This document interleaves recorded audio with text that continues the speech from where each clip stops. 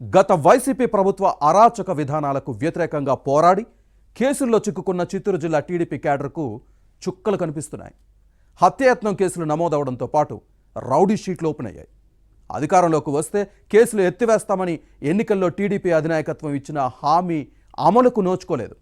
బాధిత కుటుంబాలకు అండగా ఉంటామని అప్పట్లో భరోసా కల్పించిన పాలక పెద్దలు ఇప్పుడు ఆ ఊసే ఎత్తడం లేదు. దీంతో వారంతా న్యాయ పోరాటం చేయాలన్న ఆలోచనలో ఉన్నారు. ఇదే జరిగితే ప్రభుత్వానికి సమస్యలు తప్పవు. ఫ్యాన్ పార్టీ పాలనలో పెట్టిన కేసులతో ఇబ్బందులు ఎదుర్కొంటున్న చిత్తూరు జిల్లా టీడీపీ క్యాడర్పై ఇన్సైడ్ స్టోరీ.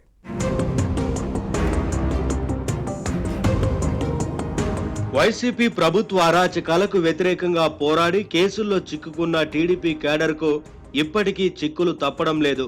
కోర్టులు, పోలీస్ స్టేషన్ల చుట్టూ తిరుగుతున్నారు. దీంతో బాధిత కుటుంబాలు ఇబ్బందులను ఎదుర్కొంటున్నాయి. ఫ్యాన్ పార్టీ ప్రభుత్వ ప్రజా వ్యతిరేక విధానాలపై నోరు ఎత్తితే అక్రమ కేసులు పెట్టేవారు. ఇంకా ఎక్కువగా మాట్లాడితే రౌడీ షీట్లు ఓపెన్ చేసేవారు. చిత్తూరు జిల్లాలో అలాంటి వారు వేలల్లో ఉన్నారు. తమపై ఉన్న కేసులను ఎత్తేయాలని బాధితులు కూటమి ప్రభుత్వాన్ని కోరుతున్నా పట్టించుకునే దిక్కు లేకుండా పోయిందనే ఆవేదన వ్యక్తమవుతోంది. అప్పట్లో తమని వాడుకుని అధికారంలోకి వచ్చిన తర్వాత పట్టించుకోరా అని బాధితులతో పాటు వారి కుటుంబ సభ్యులు ప్రశ్నిస్తున్నారు.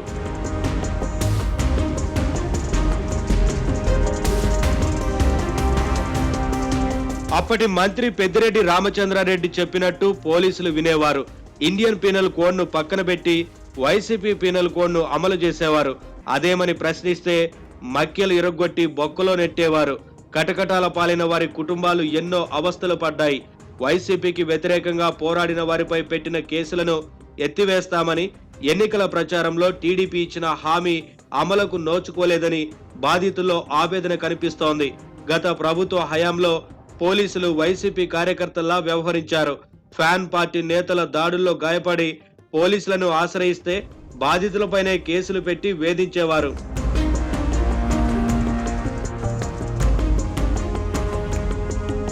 పుంగనూరు నియోజకవర్గ టీడీపీ ఇన్ఛార్జు చల్లా రామచంద్రారెడ్డి అలియాస్ చల్లా బాబుతో సహా పలువురిపై రౌడీ షీట్లు ఓపెన్ అయ్యాయి. వాటిని తొలగించాలని పోలీసు ఉన్నతాధికారులను కోరినా ప్రయోజనం లేకపోవడంతో న్యాయ పోరాటం చేసేందుకు సిద్ధమవుతున్నారు. సాగునీటి ప్రాజెక్టుల విధ్వంసంపై యుద్ధబేరీ కార్యక్రమంలో భాగంగా 2023 ఆగస్టు 5న చంద్రబాబు పుంగనూరు పర్యటనను పోలీసులు అడ్డుకునే యత్నం చేశారు. బారికేడ్లను అడ్డుగా పెట్టి టీడీపీ శ్రేణులపై లాఠీచార్జ్ చేయడం అప్పట్లో పెద్ద రగడకు కారణమైంది. వందల మంది టీడీపీ నేతలు, కార్యకర్తలపై హత్యాయత్నం కేసులు నమోదయ్యాయి. రౌడీ షీట్లు తెరిచారు. బాధితులు నిర్వేదంలో ఉన్నారు.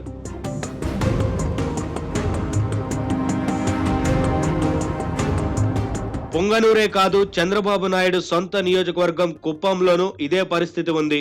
అప్పటి ప్రతిపక్ష నేతను తన సెగ్మెంట్ లో పర్యటించకుండా వైసీపీ ప్రభుత్వం జీవో ఇవ్వడం నిరంకుశ పాలనకు నిదర్శనంగా నిలిచిన విషయాన్ని గుర్తుపెట్టుకోవాలి. 2023 జనవరి 4న చంద్రబాబుకు స్వాగతం పలికేందుకు శాంతిపురం మండలం గొల్లపల్లి క్రాస్ కు చేరుకున్న టీడీపీ శ్రేణులపై పోలీసులు విచక్షణారహితంగా లాఠీచార్జ్ చేయడంతో అప్పట్లో పెద్ద వివాదమే జరిగింది.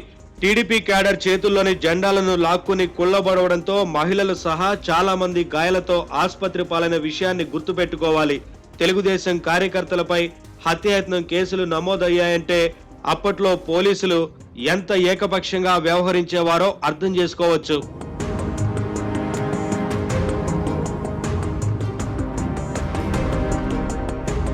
అధికారంలో ఉన్నప్పుడు వైసీపీ నేతల అరాచకాలు అన్ని ఇన్ని కావు. 2022 ఆగస్టు 24న రామకుప్పం మండలం కొల్లుపల్లిలో చంద్రబాబు పర్యటించారు.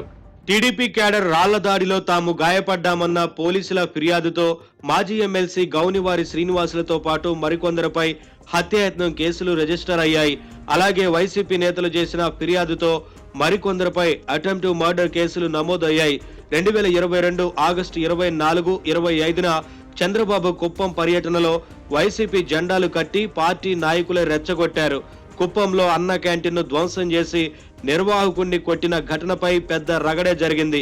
ఏకంగా 72 మందిపై కేసులు నమోదు చేసి 14 మందిని జైలుకు పంపారు. చెప్పుకుంటూ పోతే ఇలాంటి ఘటనలు చాలానే ఉన్నాయి. ఆ కేసులన్నీ ఇప్పటికీ కొనసాగుతున్నాయి. దీంతో బాధితులు అవస్థలు పడుతున్నారు.